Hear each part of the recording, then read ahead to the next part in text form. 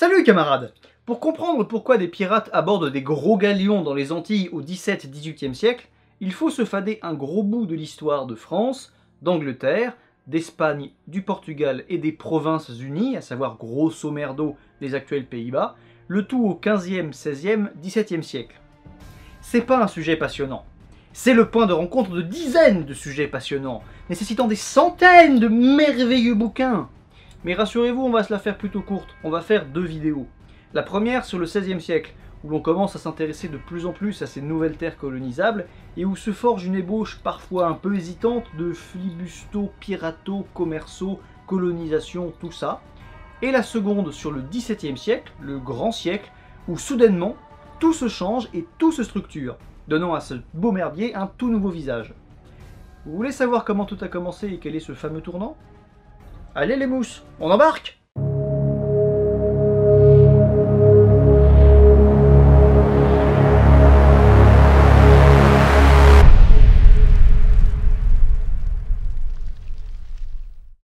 Tout commence en 1492 quand Christophe Colomb va chercher des épices dans les Indes en passant par l'ouest pour faire plus court, et du coup découvre l'Amérique, avec tout ce que ça signifie de grandes découvertes, de richesses, de produits exotiques, de peuples païens, etc. Lui et les Espagnols vont donc du coup réduire en esclavage, massacrer, détruire, coloniser, convertir tout ce beau monde. J'en parlerai volontiers plus, mais c'est pas le sujet ici.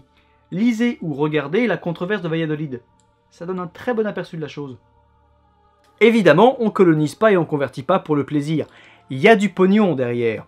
Et ça a d'ailleurs fait dire à Christophe Colomb qu'avec tout ce blé, on pourrait refaire une petite croisade, histoire de réinstaller le Christ à Jérusalem. Chose à laquelle on songeait encore pas mal à l'époque. Certains gibiers de potence parmi vous m'ont mis au défi de relier les deux séries, voilà qui est fait. Défi relevé.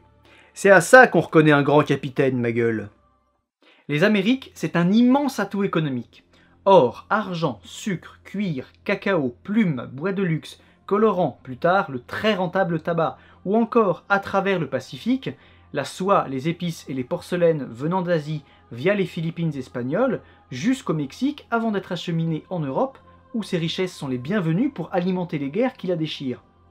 Pour protéger tout ça, les Espagnols et Portugais, principale puissance à la recherche de colonies à l'époque, ont signé très vite entre eux le traité de Tordesillas en 1494, grosso modo pour partager entre eux les nouvelles terres colonisables en Afrique, en Amérique, en Asie, etc. Pour aller plus loin, je vous conseille vivement la vidéo sur le sujet du camarade Histoire par les cartes. Très bonne magie, lien dans la description. Mais du coup, avec ce traité, les autres Européens, ils ont rien pour eux, et ils ont pas leur mot à dire. Bon, sauf François Ier, qui ne peut pas s'empêcher de lâcher cette formule désormais célèbre « Bas les steaks négro, le soleil brille pour tout le monde ». À peu près, de mémoire.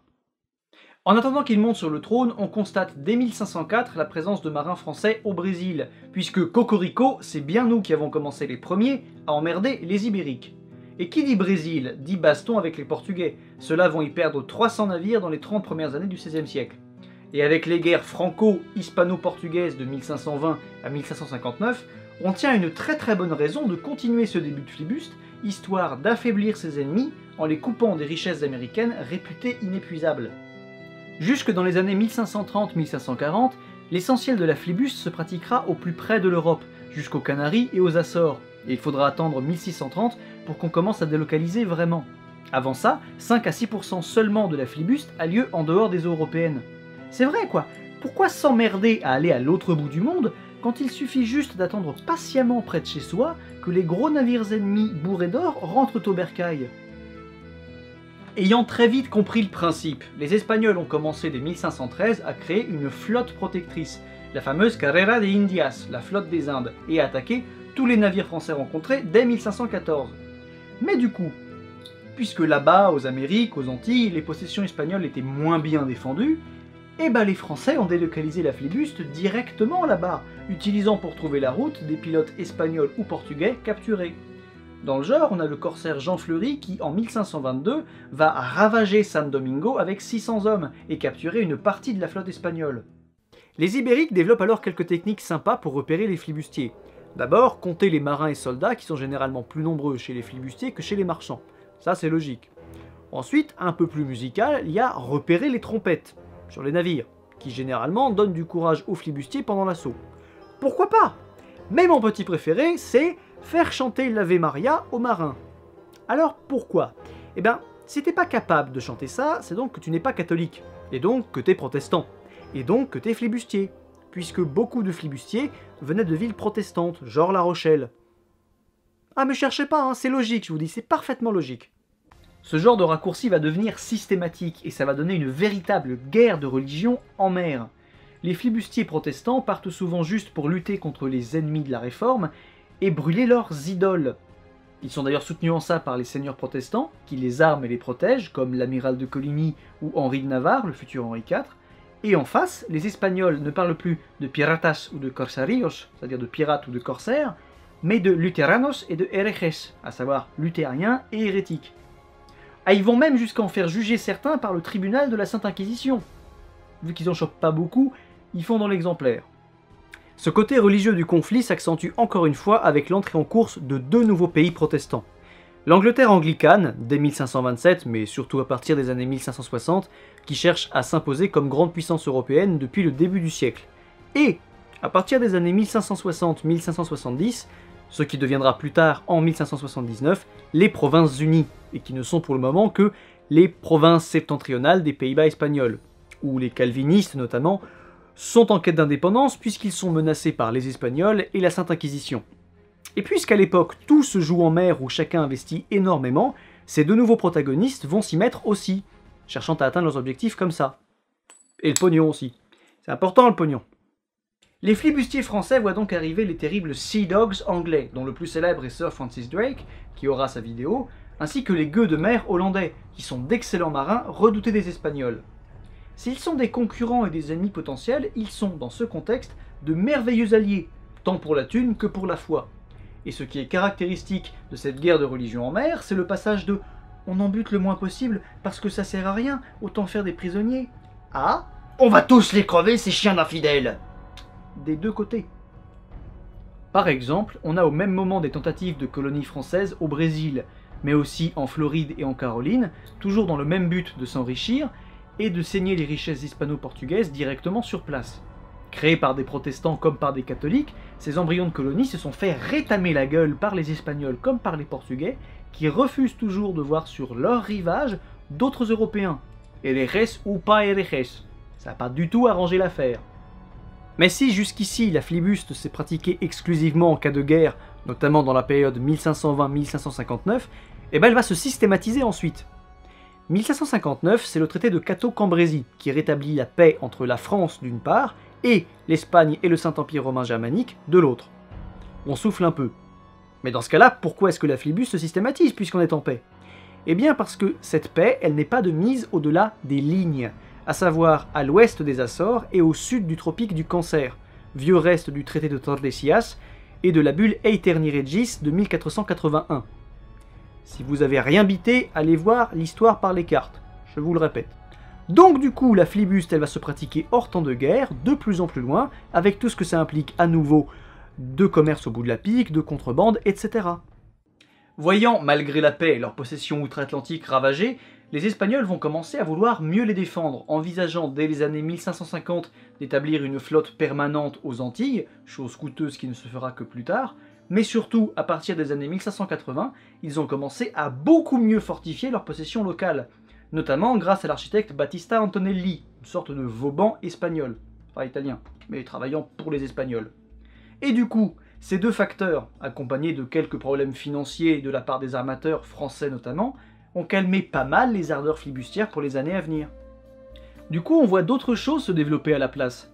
Des petites communautés s'installent là où plus tard se construiront les colonies, pour ravitailler les navires de passage ou bien pour cultiver le sucre et le tabac qui se vendent à prix d'or en Europe. On a aussi de plus en plus de boucaniers qui sont d'anciens marins ayant quitté la trop dure et pas assez lucrative vie du bord pour vivre de la vente de la viande et des cuirs aux navires de passage ou bien aux colonies naissantes. Et enfin, on a de plus en plus de contrebande et de commerce plus ou moins autorisés avec les populations locales. Celles-ci, lassées des ordres espagnols qui interdisent le commerce avec cet étranger qui pourtant paye vachement bien, eh ben elles se rebellent et elles commercent en douce. Au plus grand profit de tout le monde. Sauf des Espagnols. Et c'est précisément dans cette accalmie que va avoir lieu le fameux tournant que j'évoquais au début de la vidéo. Parce que cette accalmie, elle va progressivement se changer en paix, avec en 1598 le traité de Vervins entre la France et l'Espagne, avec en 1604 le traité de Londres entre l'Angleterre et l'Espagne, entre l'Espagne et les Provinces-Unies en 1609, sans compter l'édit de Nantes en 1598, qui calme le jeu côté religieux. Contexte qui du coup devient parfaitement propice à ce que chacun fasse une pause et puisse se concentrer sur ses propres problèmes administratifs, coloniaux, technologiques, etc. Sans compter la grosse surprise que réservent ces traités. Mais ça évidemment on en parlera la prochaine fois. Et sans déconner, c'est quand même vachement pratique qu'un tournant pareil tombe pile poil sur un changement de siècle. Vous vous en doutez, cette période de paix ne durera pas. Une fois que chacun aura réuni, organisé, perfectionné ses forces, on ne pourra pas manquer de se foutre sur la gueule à nouveau. Mais ce sont justement ces ultimes détails et ces changements radicaux qui ont changé le monde de la piraterie et de la flibuste pour devenir cet âge d'or qu'on verra dans la suite de la série. Après, est-ce que ça va correspondre à l'image que vous vous en faites? Bah je suis pas sûr.